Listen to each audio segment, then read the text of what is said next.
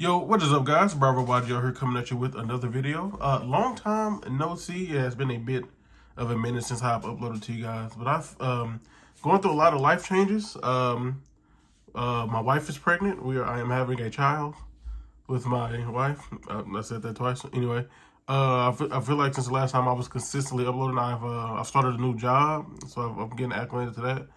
And also, I am back to enjoying Yu-Gi-Oh. I was not enjoying playing Yu-Gi-Oh during the Shizu tier limit format, which I feel like a lot of people weren't necessarily enjoying that tier zero format. Just kind of felt well, it. Nothing, I won't say felt like nothing else really competed with that deck, so it kind of took the joy of Yu-Gi-Oh away from me. But I will say that I am very much enjoying this new format. I feel like I've always enjoyed a more open format, a lot of a format where different decks can compete and different decks can win.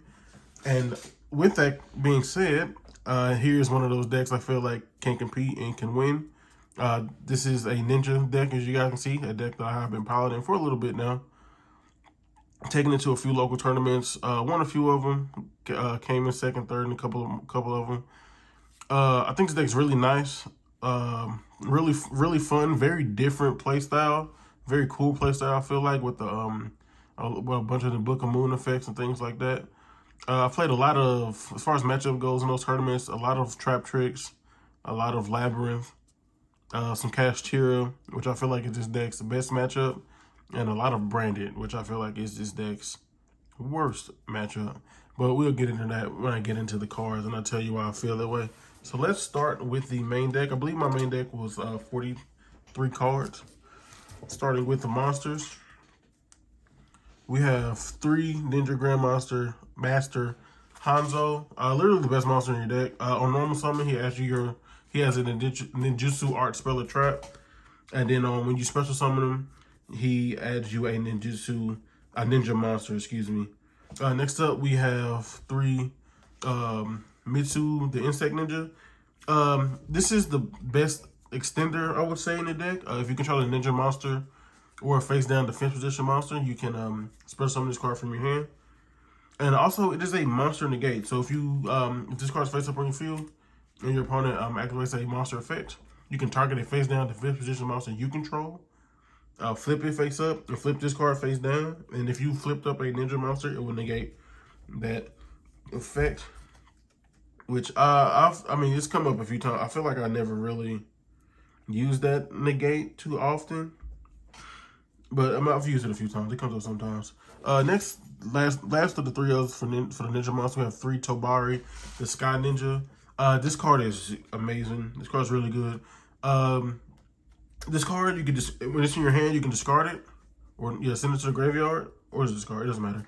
And you can special summon 1 ninja monster from your hand, and so you can use this to special summon your Hanzo to search a monster. And also, this card allows you to fusion summon on your opponent's turn, which is definitely its most important effect. Because you get into your Maizen, or your other fusion guy whose name I am not gonna butcher right now. Next up for the next few ninja mounts we have is, I played 2 Geo, the Gravity Ninja.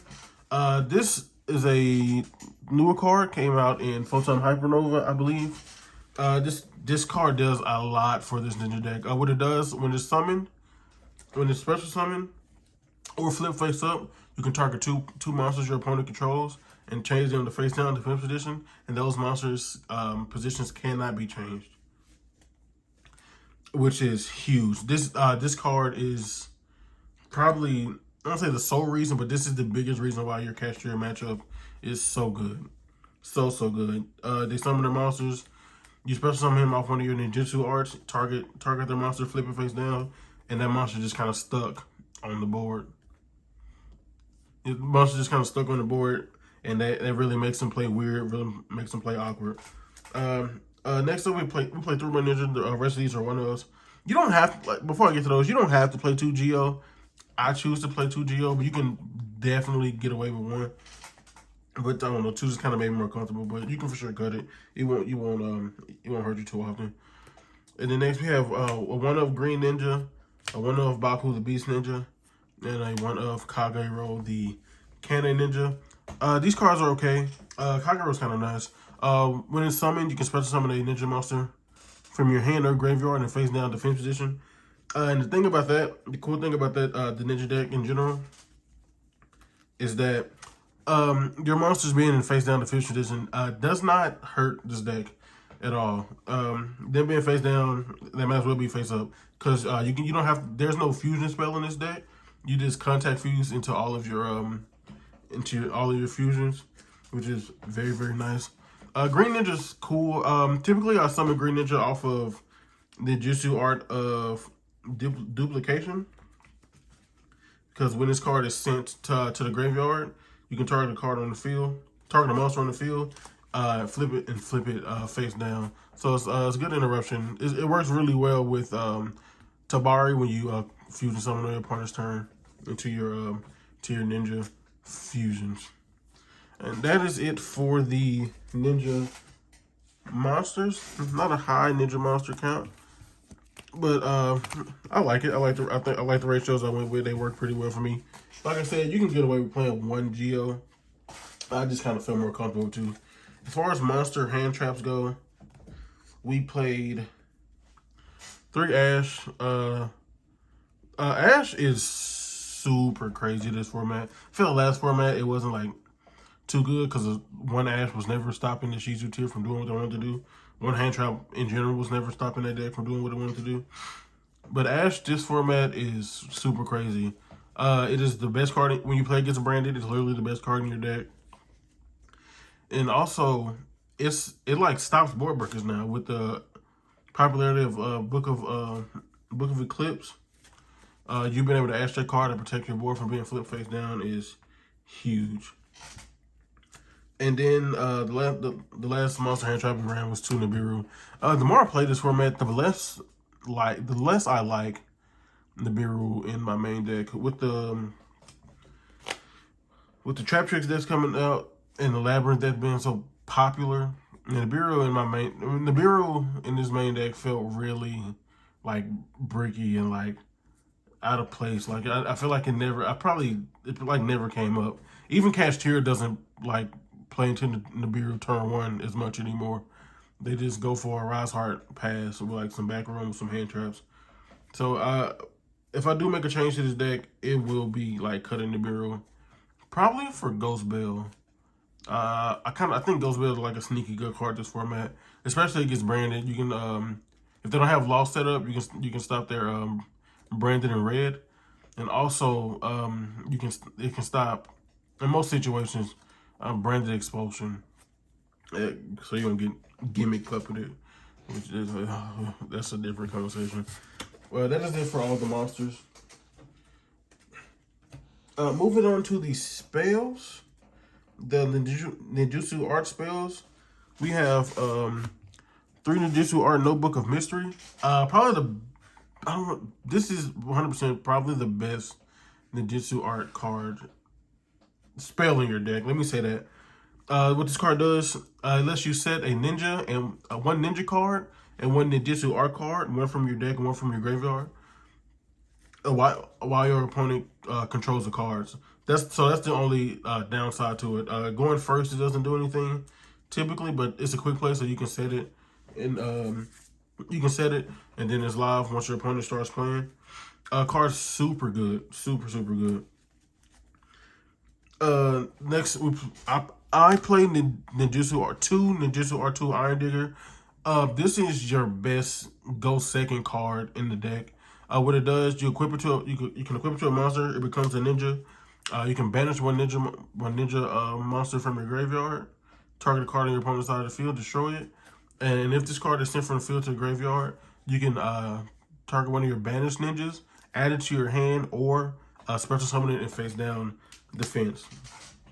You can get away with running 1 of these. I personally really like 2 because going second, I want to see it. And with the popularity of Labyrinth and I just say the Trap Tricks, these trap decks that set a lot of back row, this is your best tool in dealing with that. I think this card is super crazy. So I really like playing two. And lastly, the last Ninjutsu spell card we play is One Tenchi Kaime. It is the ritual spell. This card combines really well with Maizen, because Maizen allows your all your ninjas to attack directly. And this card says when a ninja monster inflicts damage to your opponent, you can destroy target one card in the battlefield and destroy it. That is not once per turn. So every time your ninja monster inflicts damage, you can pop a card. This is also a very good tool against like heavy back row decks. Super good. I use this card so much. These are probably my favorite cards in the deck. Like, these cards are super crazy. That is it for the Ninjutsu Art spell card. Excuse me, guys. And rounding out the rest of the spells, we have 3 Prosperity. You have to play it. One thing with this deck that I found out, that your hands can be like kind of clunky. They can be kind of clunky. You can get in. So if you don't see a Hanzo, you really want to see your Hanzo to be able to play and get to your trap cards. Trap cards are the best cards in the deck, hands down. And Prosperity really helps with that. And Prosperity in this deck is super free. I feel like you run a 15 card extra deck, of course, but only like 8 of those cards like really matter. So resolving Prosperity is never crippling. It's never an issue. We're doing it for 6. Next up, we have our book cards. 3 Book of Eclipse. Cards crazy. Really good card going second. Even setting it going first is not bad. And it works really well with your Ninjutsu Art of Dancing Leaf, which we'll get to, is one of your trap cards. And 3 Book of Moon. Same thing. Target the card, flip it face down. We all know what Book of Moon does. Really good. And the last 2 is 1 Reinforcement of the Army and 1 Called by the Grave. This deck is really weak to Ash. Like, an Ash on your Ninjutsu traps kind of sucks. And when I say kind of sucks, it really sucks. Because that is this deck this deck doesn't do a lot going first, but once you like resolve a trap, it really starts to snowball, and that's when you start gaining advantage and really start gaining control of the game. But so we play this Call by the Grave to protect our trap cards from the Ash Blossom. That is all of our spells. And moving on to those traps that I've talked about so much, we have 3 Ninjutsu Art of Dancing Leaf. I think this card is ridiculous. Super crazy. I thought of it out in 1 duplication. Yeah, I think these cards are crazy. This is the heart and soul of the deck for sure. Dance Leaves, you can target a ninja monster on the field or a face down defense position monster on the field, which is important because it does not have to be on your field. So like I said, so if you Book of Eclipse your opponent or Book of Moon, one of their monsters, you can flip this, target the monster, and you attribute it off, and you get to spread some of that ninja from your deck. Super nice, and also has the effect, which I think is cool. Back in the day, ninja cards, the Ninjutsu Art cards, they would just be kind of stuck on your field after your monster left. This card has the ability, I can target the Ninjutsu trap card on my field and return it to the hand. So once you like fusion off the monster you summon with this or something like that, you can just bounce it back to the hand. Then you're having for follow up next time. 1 Ninjutsu Art of Duplication. This card is pretty nice. You tribute a ninja monster, and you can special summon ninja monsters from your deck whose levels are equal to or less than that ninja monster's effect. So you kind of want to do this with Geo. Once you summon Geo, you want to get it off the field, and you just kind of flood the board for like follow-up plays on your next turn. Or maybe you get to a Tobari to fuse with. So this card's really nice. And lastly, the last trap cards we play are just 3 Imperm. No need to explain Imperm. Just a good hand trap. Like I said, I think the main deck was 43 cards. Moving on to this extra deck, we have 3 Maizen, the Battle Ninja, This is the best card in your extra deck. This card is wild. You make it by just sending 2 ninja monsters with different attributes to the graveyard from your field. No need for poly or anything like that. This card allows your ninja monsters to attack directly, all of them.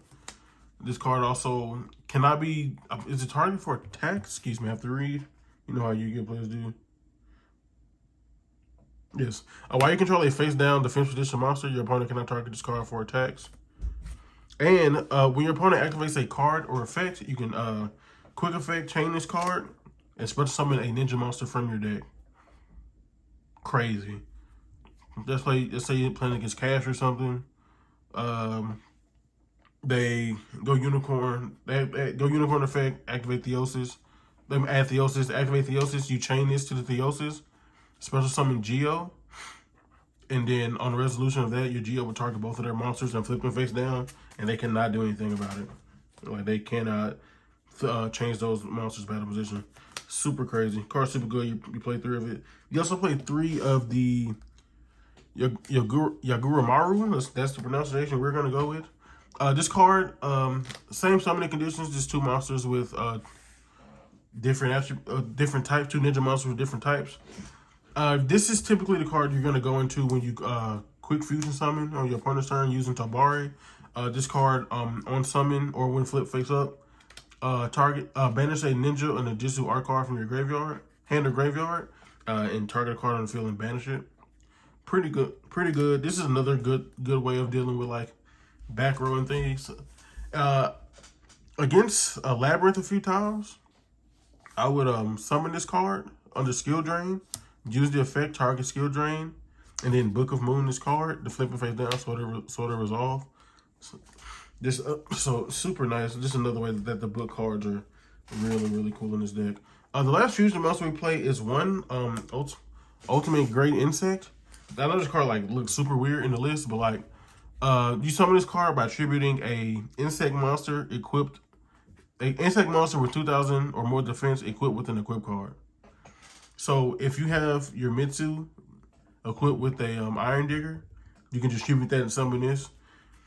And this is another reason why I play the field spell, because during the battle phase, if there's a field spell in the field zone, any field zone, you can destroy every monster your opponent controls. So card is pretty good, and also this card cannot be destroyed by battle. So the card is pretty good. I made it 1 or 2 times. It doesn't come up often, but when it does come up, it puts in a lot of work. Next up, we have the Link monsters.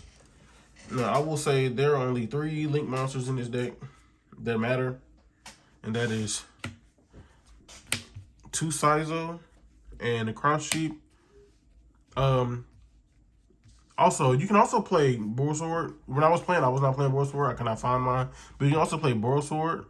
Which you can, because you can equip Boar Sword with your Iron Digger, and it turns into a ninja, and with Maizen on board, and then your Boar Sword is just attacking directly for game through any board that your opponent has. Crazy. But yes, Saizo, really good card. Takes 2 ninja monsters. You can during the main phase set 1 Ninjutsu Art Spell or Trap from your deck, and if this card is pointing to a monster, it cannot be targeted for attacks or be targeted for card effects. Cross Sheep is really good in this deck. So you can make Cross Sheep and then contact fuse into a zone it points to, and you can use this effect to special summon your Hanzo to like extend. So it's really nice. I feel like those are the only 2 Link monsters that really matter, because the rest of these other 2 Link monsters I did not make, and it was just 1 Nightmare Phoenix and 1 Unicorn. Yeah. I just had the space, and with me being able to like swarm the field with duplication sometimes, I feel like those are just 2 versatile cards that can deal with boards. Next up for the Xyz monsters, the only one I really made was Blade Armor Ninja. This works well with Maizen. This card on board, and if you have a Maizen equipped with an Iron Digger, you can use this effect to make Maizen be able to attack twice, and that's just game, because Iron Digger Maximize in 3K. So you just attack twice for 6 and then attack with that for 22. And that's 8,200. The next card, I made this is one gigantic sprite. Mitsu's a level 2. You have Link 2s in here, and that's another one that's a level 2. I forget. Green Ninja's a level 2. I really only make this in game 3 going into time, so I can red resonator my opponent. I know it's kind of cheap, but like, I mean, with the way the rules are set up, if you need a card for time, and this was that. I started a red resonator for that. That's the only reason why we play this. Like I said, the extra deck is like super free. You have all the space in the world, so I just decided to play that. And I played one Zeus. Never made this. Never thought about making it. Never came up. Honestly, I kind of put it in there because when I play against Kashtira, this is kind of like the first card they look for. So it just, I don't know. I won't say throw them off the scent, but like, you just kind of put it in there to like make them hit like an unimpactful card. But then again, with the way I extra deck set up, all of our impactful cards we play at least 2 of with the Saizo, and then we play 3 of the fusions. But anyway, guys, that is going to be it for the profile. I hope you guys enjoyed it. I do apologize for my long absence. I do feel like I'm back in the space where I'm back in the space where I want to do this content. Want to play Yu-Gi-Oh again. I'm having fun again. And with that being said, guys, this is Bravo Wagio signing off. Peace.